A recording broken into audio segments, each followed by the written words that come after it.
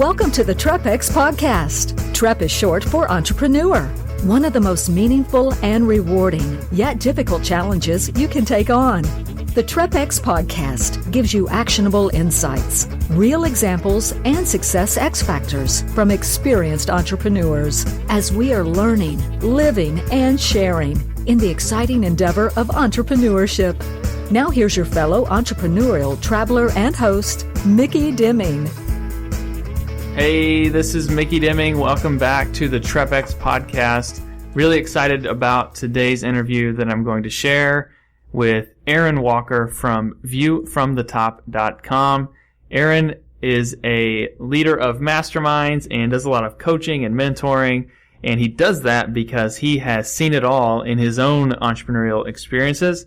And so in this interview, I talked to him all about his own story, which is quite fascinating. He's been through a lot of ups and downs and made a lot of money, and then even realized that making a lot of money wasn't all it was cracked up to be, which forced him to ask some tough questions. And so we talk a lot about two words that are very, very big words, significance and success. I think we all want those two things, but we all define them very differently. And so Aaron, in this interview, will share some of his thoughts on those two words and some of the stories that he has learned along the way about them. And so I had a great time talking to Aaron. He's super down to earth and helpful, and you can just sense his love for people in the way that he speaks. And so I think you'll get a lot out of this interview to make you think a little bit, hopefully make you pause and question the things you're doing. Are they driving towards success in a way that's really going to matter? And so I'm really thankful for Aaron taking the time. Hope you enjoy this interview.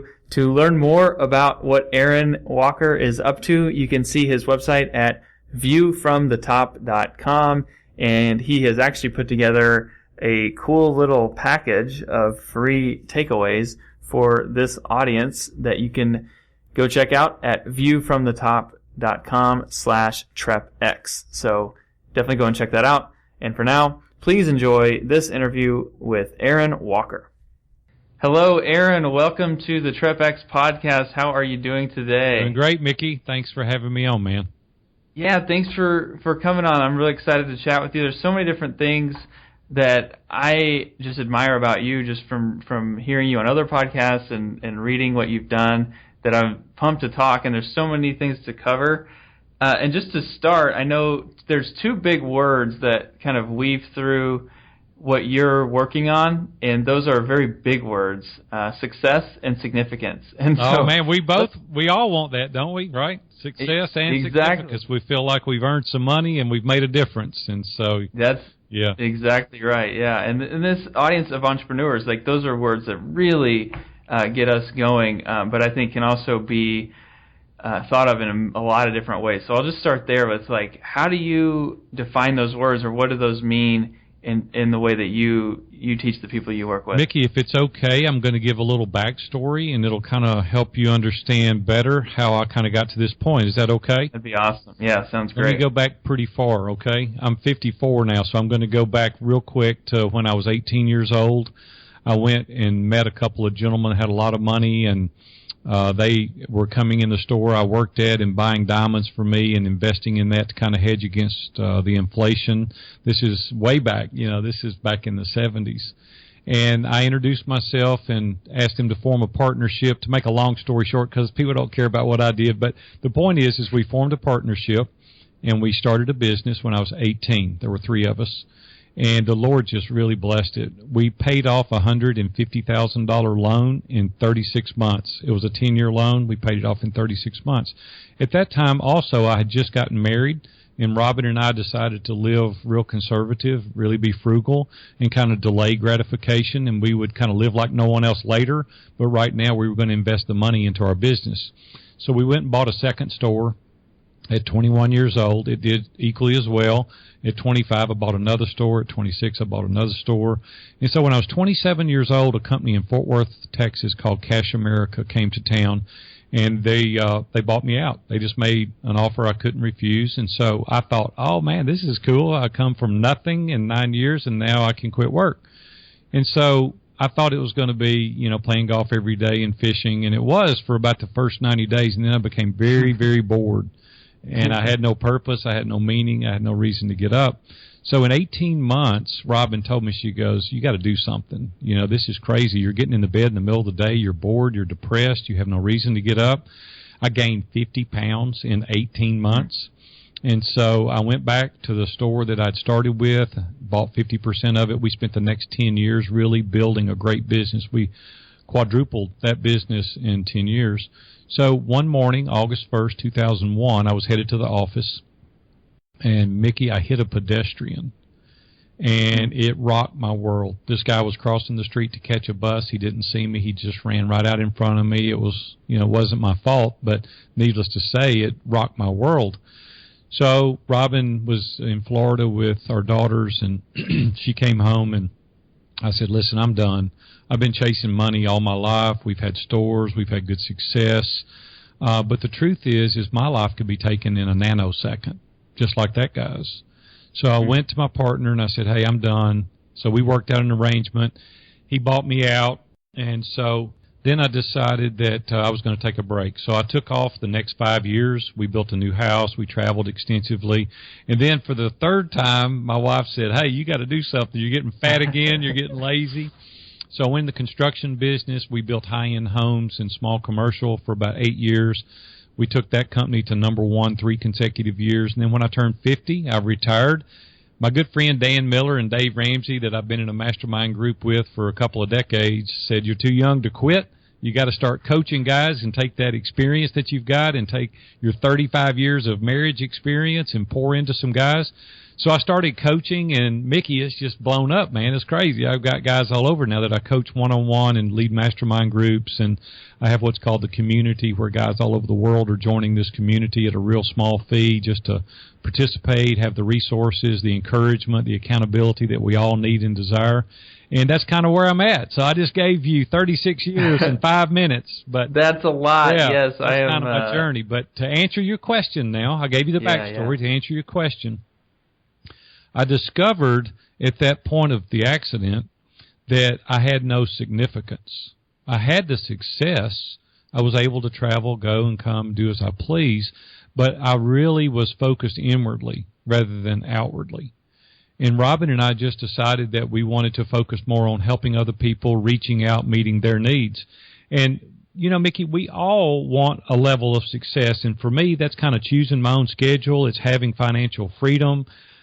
Success for me is having an engaging family and meaningful relationships. At night, I want to lay down and have a clear conscience and know that I've treated people well.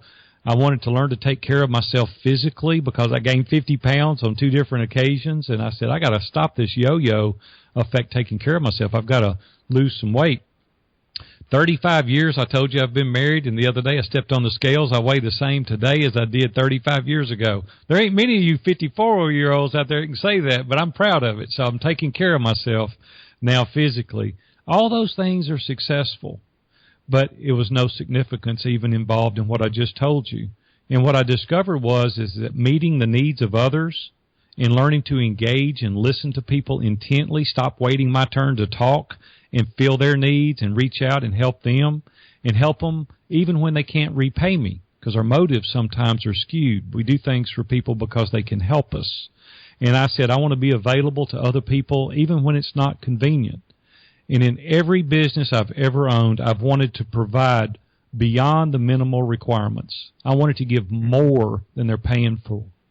So these are just some of the things that I think that we can do, and it will allow us to be successful and significant if we'll just tweak our focus just a little bit. If you want to, we'll break any of that down.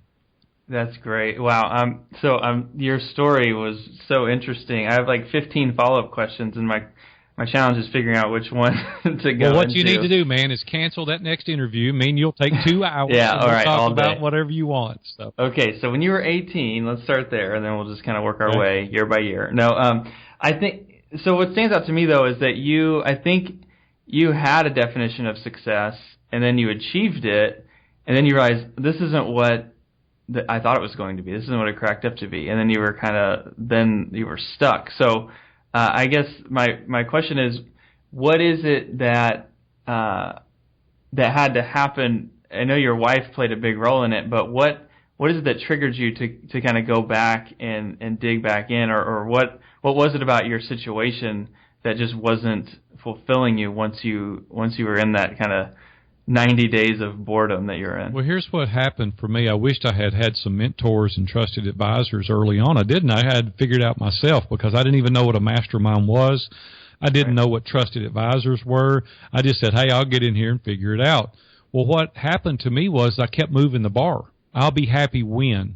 And if I can just get 50 more thousand, then I can relax. If I can just get one more store, then I'll be successful. If I can just get the next store, if I can just get a vacation home, and then it was, if I can get a different vacation home in a bigger boat, something shinier, faster. And every time I got it, it didn't scratch the itch. It was like, well, this is it. Now, don't confuse what I'm saying here. I can't stand to hear people that have money say, money's not important. Well, they're liars. It is important. I mean, the truth is money is very, very important. But what I don't want you to do is to make it your primary aim. I don't want it to be the central focus. I want you to give money the value that you should, and it's a tool, and it helps you live your life. It's not your life. Well, see, I'd made it my life. I'm like, just a little more money, just another store, as I just said. And I found out that every time I moved the metrics, I thought it was going to make me happy, and it didn't. It only satisfied for a little while. I was putting all my confidence and value in tangible possessions, and that's really not where happiness lies. You see, happiness is a choice, not a trait. And a lot of people think that they can't be happy in their present situation, and I contend that you can. What I don't want you to do is to be complacent. You can learn to be content in all situations. You can choose today to be content, but don't sit down, man. Don't sit there and watch reruns of Andy Griffith. Let's get out and still move the needle. It's now, why do I want to make more money? What am I going to do with the money? Let's live intentionally, not reactively, but proactively. That's interesting. That's a really important topic, I think, especially thinking about moving the bar, like you said, like it kept moving. Like you set the bar here, and then you get there, and then you move it again, and then move it again. And so, and I want to kind of dig deeper into that because that's, I think, what entrepreneurs run into a lot. And you want to be present in the moment you're in, not always looking off to some destination that you're chasing. That's what the wreck did to me. That guy had no idea that crossing that road to get on the bus, it was fixing to end for him. And I'm like, that could happen to me at any moment. I could have a heart attack. I could hit by a car. I could drop over dead, whatever. Right. And it's like, did I live a life that was significant? And I couldn't say yes at the time. I wasn't a bad person. I wasn't doing bad things and wrong things. It was just that my focus was all internal. Everything that I was doing revolved around me and my family rather than being, my family and I and others. And I'd left out the others aspect of it. Yeah, and so what do you say, like, when you're coaching someone and, there is like you said, like, money does matter a bit, and there is you need to set goals. I'm going after this. Like, how do you balance chasing goals or going after something with the need to be present and content right now, today? Like, how do you Sure balance those two things? things? Well, let me just say right out of the gate, Mickey, there is no balance. Okay? And I'll just tell you, if you're trying to obtain perfect balance, it's not there. It's elusive. It's non-existent. What I tell people to do is embrace the tension. If you're paying attention to the tension, and then you're going to probably stay in the middle of the road. You're going to weave left and right, but you're probably going to usually come back to center. It's the guys that feel the tension that usually stay in the center of the road. When you're not paying attention is when you drive off in the ditch. It's like, oh, I've got it figured out, I've got this, and then you get blindsided. So there is, at times, young guys are going to have to work longer and more because you've got a young family. You've got to make some money. And then at other times, it's like, hey, for this season of my life, I'm going to be at home more. I'm going to cheat the office out of some time, and I'm not going to go there, or my business is going to suffer maybe, but my wife needs me at home more. There's seasons. You can't just put a blanket over this thing and say, okay, You leave at 8, you come home at 5, and all's good. Well, that's not true. I mean, we would be kidding ourselves to think that life doesn't happen and call us out at certain times. But here's the thing. Be in great communication with your spouse and say, I'm only going to do this for this period of time. I want you to hold me accountable, and when we get to this point, we're going to back up. And I may need to work for a few weeks at this point.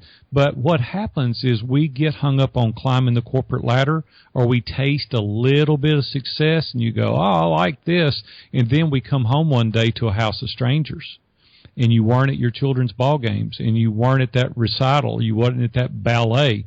Some of those ballet things can kill you. But anyway, and what happens is your wife goes ahead or your husband goes ahead and they do their thing, and then when the children leave, which is the common denominator, then you're living in a house with a stranger and you don't have anything in common. And I just suggest to people all the time, regularly schedule time to go out alone, get a babysitter, spend time with the kids. It's a balancing act all the time. It's just that at the office, there is no memory, and at home, everyone remembers.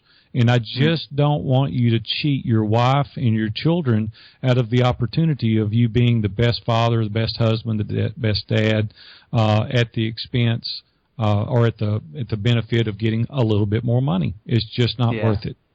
No, I couldn't agree more. And I think that's a common struggle, is just like you pour yourself so much into the work, even if it's a really good work, that you can lose track of everything else, and that's a painful thing to deal with. And I know that something you are really passionate about, and really what you're doing now, is working in coaching and masterminds and mentoring, and even said like you wish you had a mentor, way back when. So I think there are a lot of young entrepreneurs who want that, who want people to kind of speak into their lives and who have been ahead of them. And so what are some of the steps? I guess the first question is, at what point did you finally start to find a mastermind and coaching group, and what did that do for you?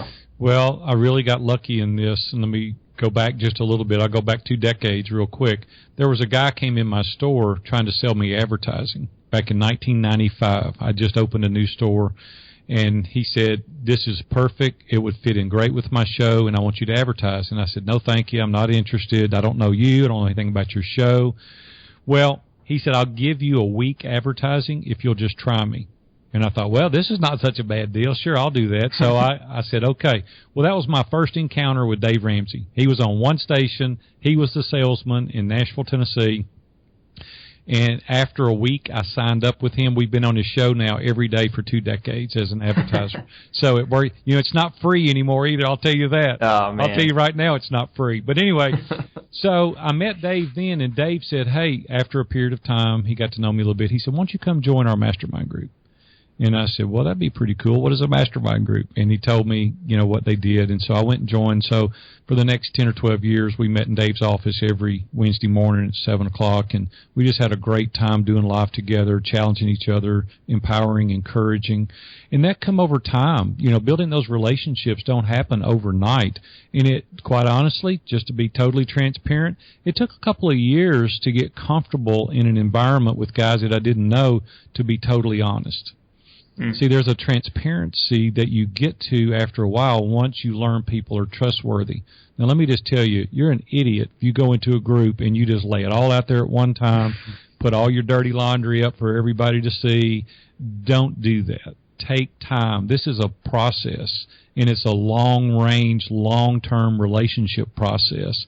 Go slow. Get some guys and actually learn that they're trustworthy, that you're not going to hear about whatever crisis you're dealing with down at the donut shop. So Just take your time.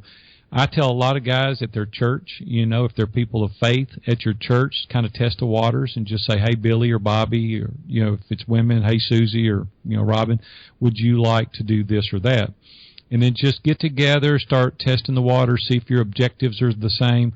I tell everybody, you want it diverse. You don't want everybody the same and think like you. If that was the case, you wouldn't need the rest of them.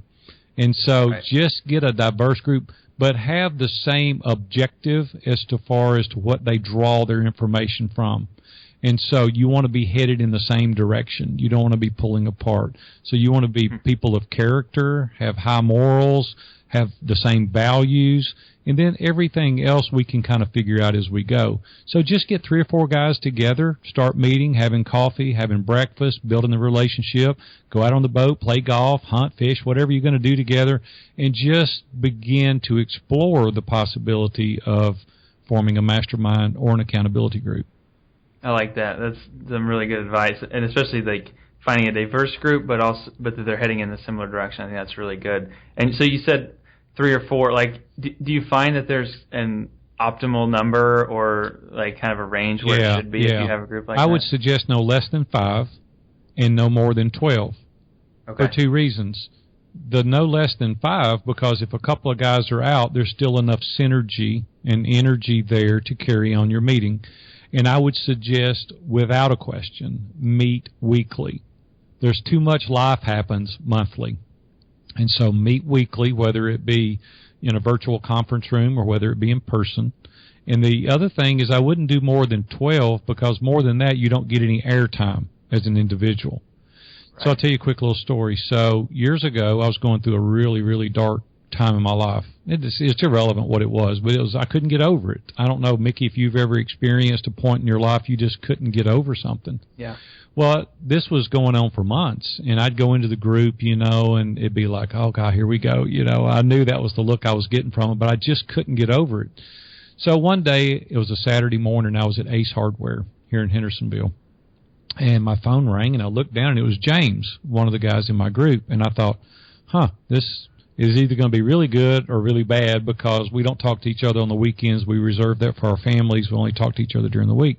So I answered. This guy's a promise keeper, speaker all over the nation. He'd travel and speak, and he was just a great guy. He said, Aaron, you got a minute? And I said, sure, let me go out to the parking lot where I can hear you. Went outside, and he said, God gave me a word for you today. And I thought, man, this is going to be good. I was excited, And he said, you're worrying the crap out of everybody around you. And I just sit there for a minute, and I didn't know how to respond. I said, excuse me? And he said, you're wearying us to death. And I sat there, and I thought he was teasing with me at first. I said, James? He goes, I'm serious, man. You can't get over this.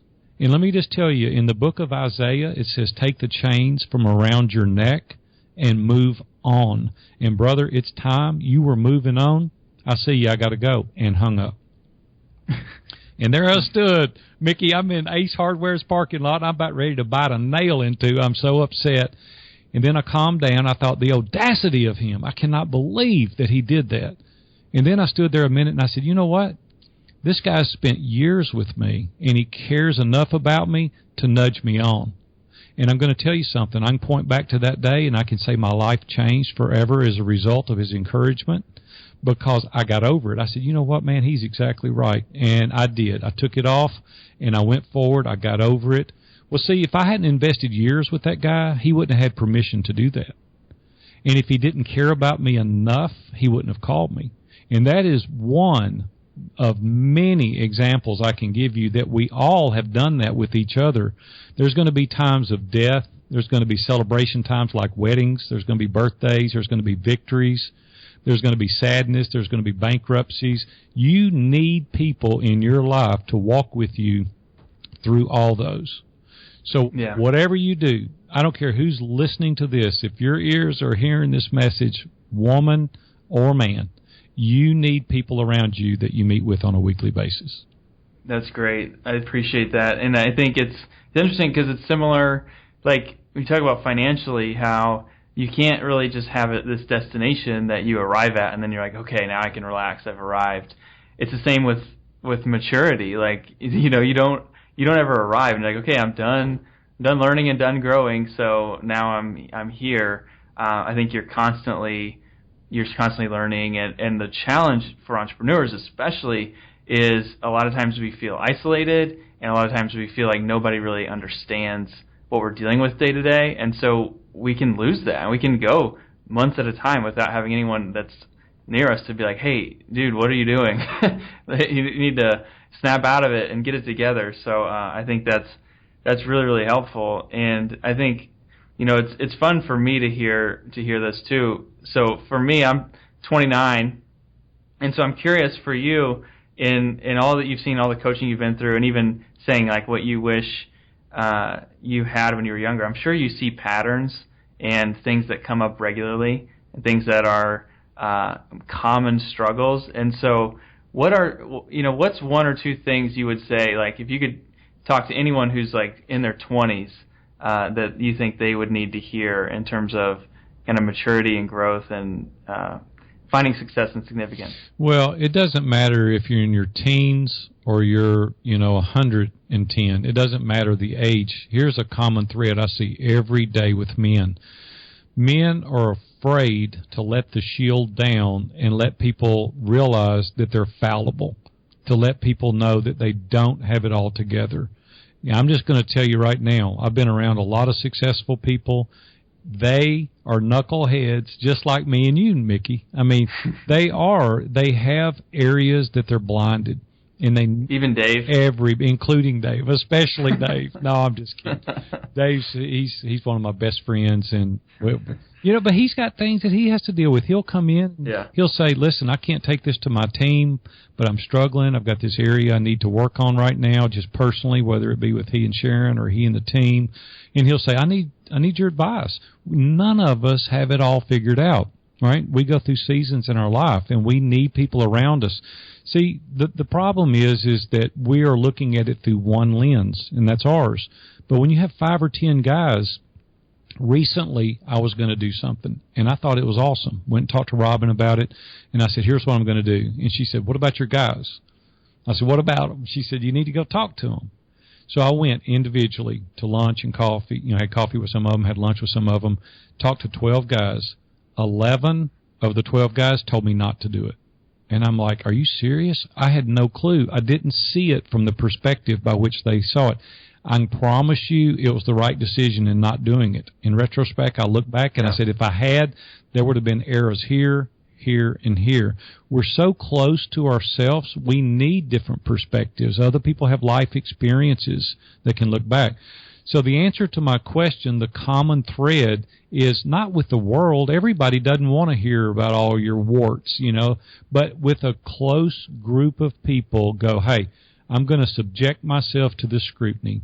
I'm going to let the curtain down, and I'm going to show you the good, the bad, and the ugly. I'm going to tell you where I'm successful. I'm going to tell you where I fail. This is where I need help." And when you finally do that, you will become much more successful because you're not trying to put a facade on. You're not telling the whole world, "I got it figured out."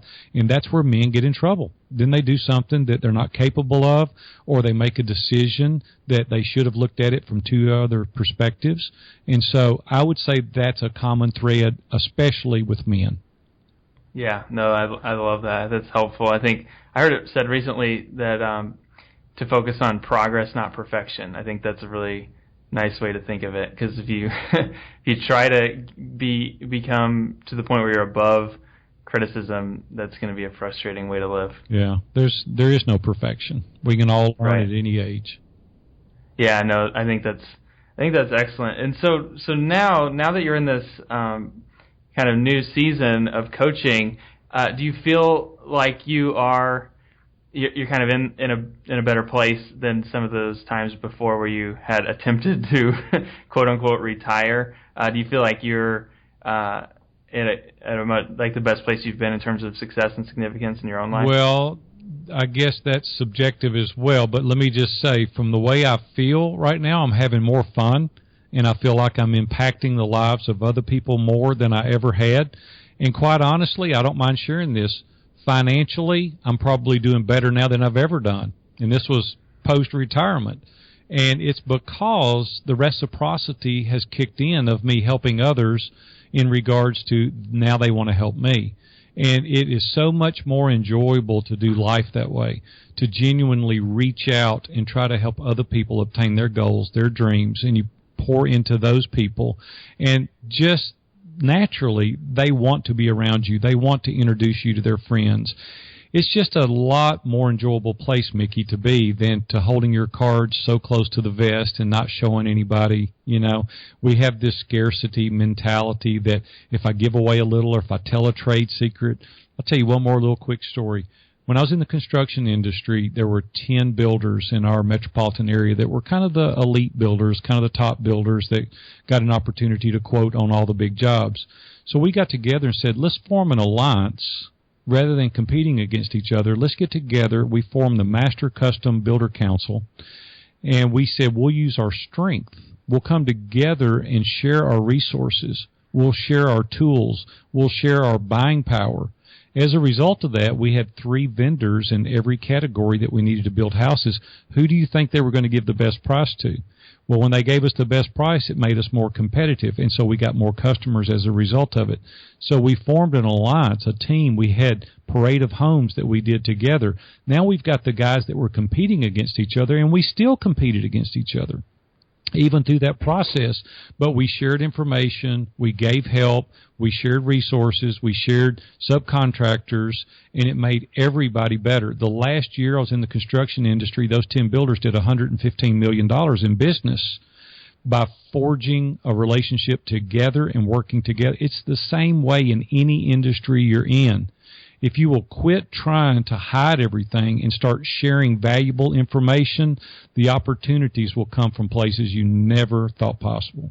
Yeah, no, I couldn't agree more. I think that's so true. And it weaves in with everything you've talked about throughout this whole time, is like, if you're not willing to admit you don't have it all figured out and willing to, put yourself out there, it's going to be really hard to find just improvement and even find like how to define success in your own life, because you'll just be kind of grinding away day by day without a clear-cut definition of where you're going. And so, Aaron, this has been really, really great. And as you kind of, running a lot of time, I don't want to, do the whole day, even though we blocked out like several hours. We can talk for your whole story. Maybe you'll have to do that another time. Maybe I'll come back at a different time and we can talk more. But Micky, It's been awesome, man, as a host. You've made me feel really welcome, and I appreciate that. It's been awesome. I've got a little gift, if you don't mind, I'd like to give your audience. I think that would be fantastic. Even this interview has been a gift, but anything more you can add would be even better. Well, let me tell you, there's 3 things that I do every time I coach people one-on-one, or if I'm leading a mastermind group, is we have a personal assessment. I wrote this assessment to help people discover more about themselves as far as their identity, their values, their needs, their career, their faith. It's just kind of a deep dive that you do personally. There's also a document that I wrote called What Do I Want? And it's living your life intentionally. It's sitting down on the front porch with your spouse or sitting down alone and saying, what do I want my life to look like 3 years from now, 5 years from now, when the kids are gone, when I retire? How do I want my life to look? And it's about a 3 or 4 page document that you just answer these questions, and you say, when I get to this point, I'm going to do this. When I get to this point, I'm going to do that. Greg McCowan wrote a great book called Essentialism. Love that book. It helps you discover what the non-essentials are and focus on the vital few things that we really need to concentrate on. You can become very successful. One of the top books I've read in the past 3 or 4 years. I highly recommend it. Mm-hmm. The third document I want to give away is called Steps to a Productive Day. People say, all right, Aaron, I get it. I understand who I am. I know now what I want, but I don't have a clue what to do. Well, this Steps to a Productive Day is kind of like a to-do list on steroids. It starts you out when you get up, and it works you through your entire day. It gives you kind of a template or a format by which you can live your life. And so I've created a landing page called viewfromthetop.com/TREPX, TREPX, all in lowercase letters. I've made these for free. I'm not charging you for them. I hope you can use those documents to be a catalyst to propel your life forward. I'm excited to go through it. Actually, I can't believe you're giving that away, because I'm really pumped about it. And the what do I want thing is really interesting. I know we're wrapping up, but I'm actually curious. Do you think that's probably the question that is most critical in terms of this whole conversation within success and significance? Yeah, because if you don't know what you want, how do we know how to get there? Right. And so there is no way that you can really go forward in a proactive way until you decide. I ask people all the time, if you were to wake up tomorrow, Micky, and there were no geographic limitations, there were no financial constraints in your life whatsoever, what would you do with your life? Most people can't answer that question. You know why? Because they're too busy making the money to pay the car note and the house note and put the kids through school. And then they go all through life with their nose on the grindstone, living reactively. And until you know exactly what you want your life to look like, we can't formulate a plan to help you get there. Yeah, no, that's so true. What does Stephen Covey say? Like, you spend your whole life climbing this ladder and then find out it's on the wrong wall. On the wrong wall. Yeah, that's so true, and it's kind of sad. A lot of people have that. So, yeah, taking the time to figure out what you're actually going for, I think, is huge. And then being around a community that can hold you accountable to that and point out when you're getting off track. Speaking of a community, a month ago I launched what's called the community. We charge $37 a month. That's it, less than a cup of coffee a day. You can belong to my community, and it is absolutely blowing up. There's guys from all over the world joining the community. I do a webinar every Wednesday at 5 o'clock. I teach for 45 minutes. It's interactive. You can ask questions. I get you on live. I let you post all your blogs on my Ning site. We have a forum that these guys come in. They're forming relationships and partnerships. They're sharing resources. It's gone crazy, Mickey. The community's gone nuts. People getting involved. And I did it at a really low price point to be able to get people in that can't afford the mastermind or can't afford the one-on-one coaching. And then, you know, obviously this is the way I want to scale my business to be able to touch more people. So if you're interested in joining the community, man, we would love to have you.